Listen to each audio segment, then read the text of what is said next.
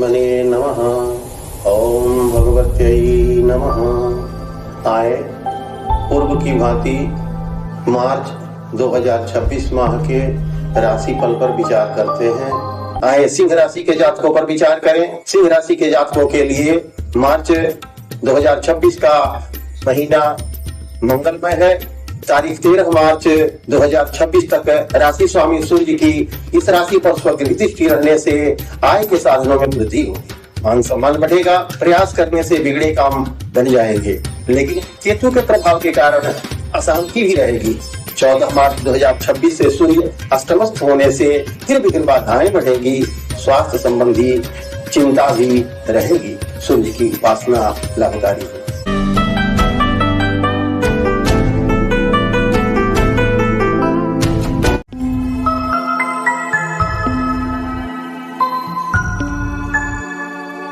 ओम परमात्मने नमः। ओम भगवत्यै नमः। आए पूर्व की भांति मार्च 2026 माह के राशिफल पर विचार करते हैं। आए सिंह राशि के जातकों पर विचार करें। सिंह राशि के जातकों के लिए मार्च 2026 का महीना मंगलमय है।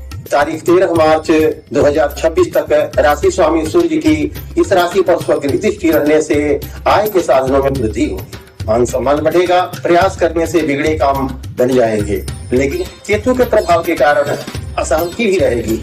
14 मार्च 2026 से सूर्य अष्टमस्थ होने से फिर विघ्न बाधाएं बढ़ेगी, स्वास्थ्य संबंधी चिंता भी रहेगी। सूर्य की उपासना लाभकारी है।